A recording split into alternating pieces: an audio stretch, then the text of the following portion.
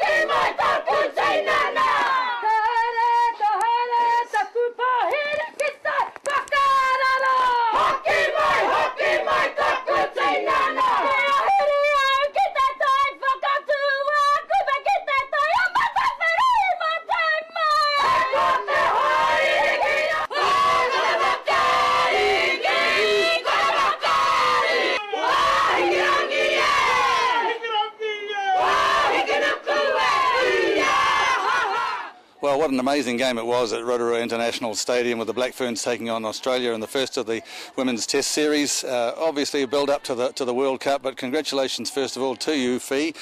We can call you Fee, friends. Get it, that's fine. Absolutely. Now, 38-3, you must be pleased with that. Oh, very pleased. We came out, for first hitter, to come and beat the Australians and to come away with 38-3 win it's amazing. And to start, all our new starters, our rookies, to start them and to see them progress in the game, it was awesome. I guess this is a build-up to the World Cup coming up in August in Paris. You'll be looking forward to that, obviously, but a lot of work to do in the meantime. In terms of the blend between youthful newbies, as you called them, and the more experienced players, is you finding a good blend already? Yeah, we've got a good culture in our team, and with the mixture of the new girls and the experienced girls, we're building our culture, and we're wanting to, for the old girls to leave behind the legacy and let the young ones, the youthful ones, as you said, continue that legacy through. And it's amazing to have the series before World Cup. We've never had it before, and it's only going to make our team stronger. They say the more international competition you can get before a big event, the better.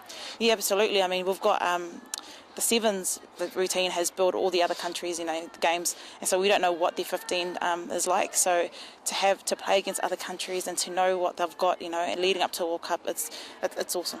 Obviously, your next two games are still here in the Bay of Plenty, so we're pleased to have you here. Obviously, 2 games against Canada. Do you know much about them? No, the last time we played against Canada was at 2006 World Cup, and just seeing them today, they're some big units. So we're going to go back and have a look at our game plan when we do play them. But we're just looking forward to it. We're enjoying our time here at the Bay of Plenty, and everyone's been really friendly. Yeah, and a great way to relax after a hard game here at Hell's Gate. It's great. Practicing a bit of poi and doing a bit of stuff. Yeah. Let's go back to the game last night. It wasn't looking that brilliant at half-time, so what was said, and I gather it was a fairly interesting half-time chat. Yeah. I think it was just to go back to basics, keep our systems going forward. There was really nothing wrong that we were doing in the first half, but just bringing things a lot tighter. and It obviously worked. and just stepping it up that extra level. I mean, we had the bench that was itching to get on, and so we just wanted those girls to keep doing what they're doing, and we'll step it up in another notch in the second half. Interesting to talk to you also about the fact that the Sevens game has had an influence on some of the experience that you've got in the team. Yes, we've got two of our Sevens players back that started off in 15s. It's good to have them back, and they bring a different skill or different X factor into the team, as well as we've got some other Sevens girls that are playing with us as well. But it's rugby. Sevens, 15. That's just the name of it. But altogether, it's New Zealand rugby. Sure. What did you take out of last night's game? Obviously, the 38-3 win was good. But what's to work on? I think we can work on throughout the whole, for our whole game. Our set piece was quite good, but we can, ump that up an extra notch. But just, we've got areas that we need to improve on, and I mean, I guess that's good. It's good for us because you can't always have a perfect game. You always want to progress in each game. And even because of the 38-3 win, you can't take it for granted, can you? No, I mean, as we saw last night, we haven't played Australia since the last World Cup. We don't know what they've got, so we sort of took that for granted to start off with. But now we know, that we've got to start on that whistle. And just finally, Fee, the build-up to the World Cup, obviously, in August, there's not that much time left. What do you know about what you're going to be finding over there for the other teams, the other countries? Do you know much about them? No, I mean, we don't know much about other teams, but as we've told the girls, we're going to play every game like it's a final. Play your game. Yeah, play our game like it's, that it's a final. We can't underestimate any other team, and just to go out there and just play the rugby that we know best. Sure. And that's New Zealand rugby and running rugby. Totally. Absolutely. Well, listen, again, congratulations on a great win last night. Good, thank you. All the best for the build-up, and as I say, it's good that we've got the next two games here in the Bay of Plenty, so all the very best, and thanks for your time. Thank you very much, and thank you to the Bay of Plenty for making us feel welcomed. Cheers. Thank you.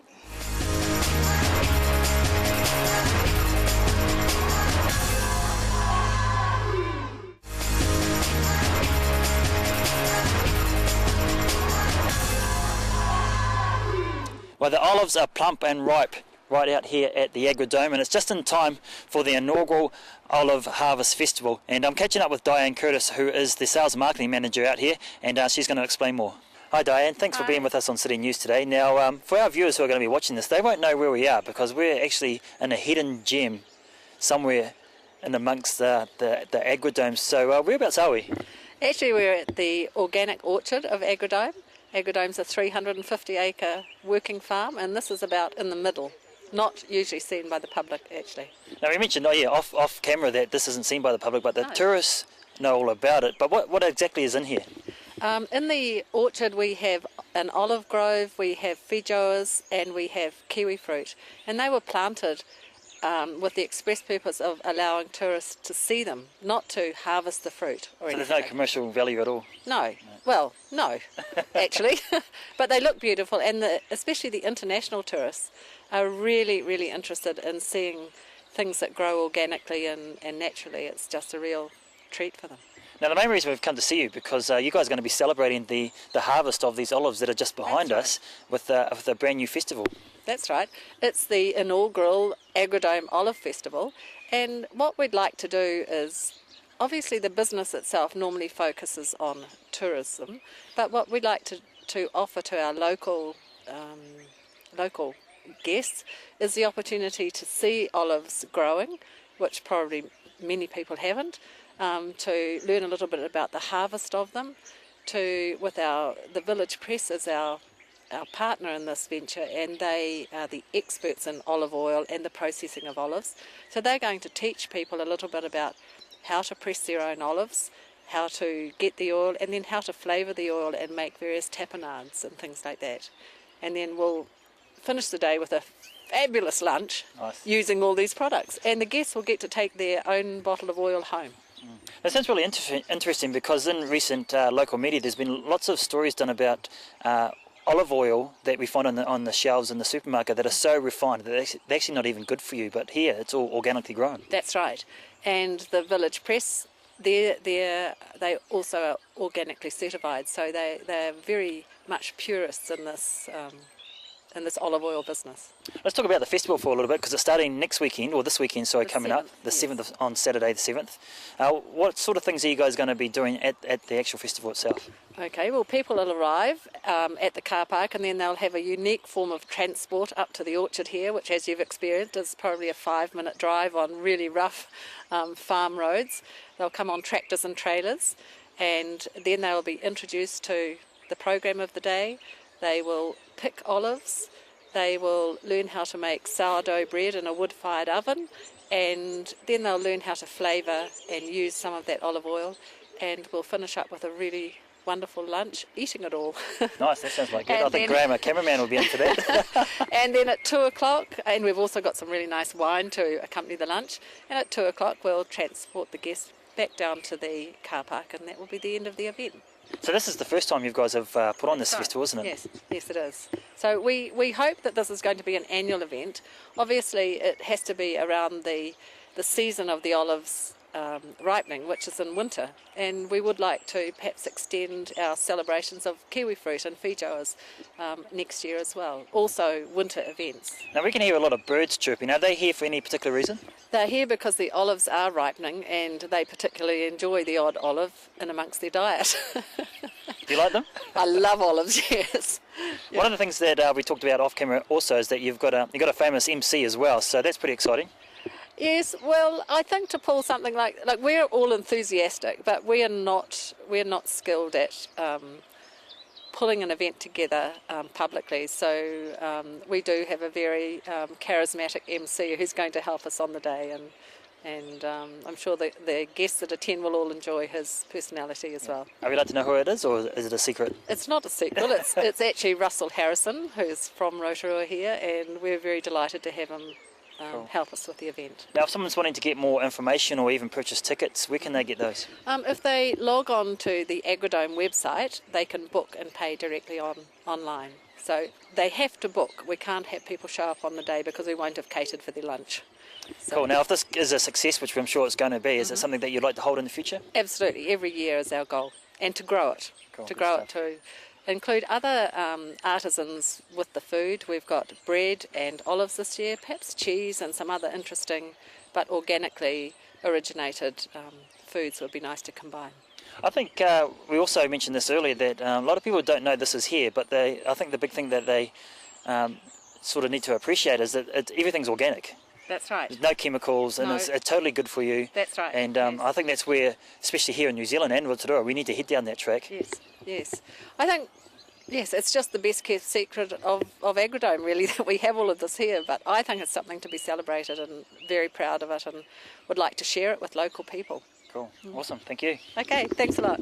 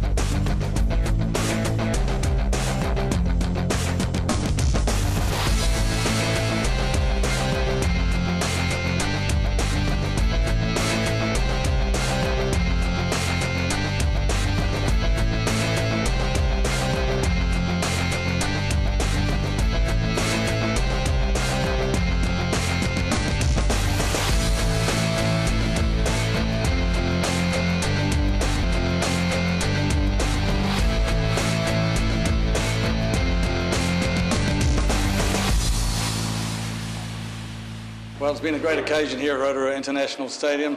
Of course, it's the evening of the Black Ferns versus Australia in the first of the Women's Test Series, but a match before that has been very, very important to Rotorua. It's the Chiefs Cup final, and it's been won by our lads, the Rotorua Boys High. I think, give us the score, was it 43-21? Yeah, it's correct. Something like that. With me is high performance manager for the Chiefs franchise, Chris Tyndall, and we saw some great rugby out there tonight, didn't we? Yeah, we did. It was a real showcase for our best schoolboys in the region, which also tonight, well, this year was shown to be the best schoolboys in the Bay of Plenty. It was good that it was a Bay of Plenty final, obviously, because I think this is only the third year that the Chiefs Cup has been running, and the Hamilton Boys High School took it the first 2 years. Yeah, that's right, Wayne. This is the third year of our initiative to bring together our best schoolboys and our schools, and we really appreciate the support of both the schools and the provincial unions to make it happen in this window. I've got to be careful because Hamilton Boys High School is my old school, so it's a bit sad for them. But anyway, I wanted to talk to you, and appreciate your time, Chris, about the concept of the Chiefs Cup and the Chiefs Trophy, because it's where a lot of the big guys of now, the All Blacks and right through, have started. They've started at the secondary school level, haven't they? Yeah, that's right. First 15 Rugby is a real platform for all New Zealand rugby, including our potential professional players. So we got together with our provinces three years ago and initiated this competition, which is workable together with the PU competitions. It runs for 4 weeks. We have 16 schools from across our 5 provinces, and next year we'll look to include Taranaki as well. And it's a really workable competition, and we have all our best schools involved, and it provides a selection ground also for these boys. The next step is we have a Chiefs Under-18 development camp, first week of the July school holidays, and that in turn flows on to New Zealand schools selection.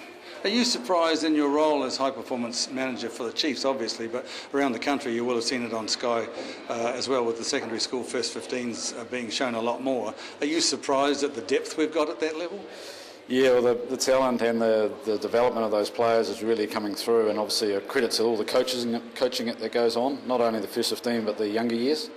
And they seem to be getting bigger, don't they? Yeah, they are bigger, faster, stronger. Like our professionals, the field seems to be getting smaller. Sure. What's the feedback that you get in terms of your role from guys like that we saw out there tonight? Yeah, no, the feedback's been really positive. We obviously, each year we have some different schools involved. We have the Chiefs Cup, which we saw played tonight, but we also have a Chiefs Trophy, which is a group of 8 schools, and from that, yesterday was won by Hamilton Boys second 15, beating Trident High School in a good final, and Trident done particularly well to win through to that final, having won their 3 pool games. Sure. So really broad reach, and basically a great competition for the boys to play different schools at maybe a higher level of footy, and it's all part of their development, playing games. Sure. A lot of strategy these days. It's a lot of it's mental as well as physical, of course. What do you look for as high performance manager in your particular role? What do you look like even tonight? Yeah. What were you looking for? Yeah, well, more importantly, we've got some more knowledgeable rugby minds than mine watching the boys. We have a group of selectors across the 5 provinces, 6 including Taranaki, and we have a player development and ID manager, Dave Dillon. So he and the selectors, led by Kent Curry, watching all the games, and as I say, they're going to pull that watching now to select some boys in a couple of weeks for that camp.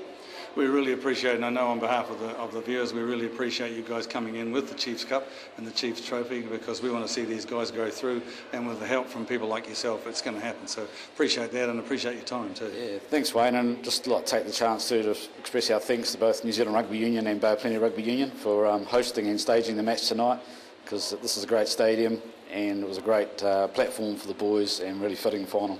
Cheers, thanks for your time. Thank you. Thanks. That was Chiefs high performance coach Chris Tyndall talking with Wayne Douglas. If you have any news that you'd like to share with us, give the station a call on 07 3488 984 or email news@tv.rotorua.co.nz. Thanks for watching tonight. From all the team at City News, Ko Maria.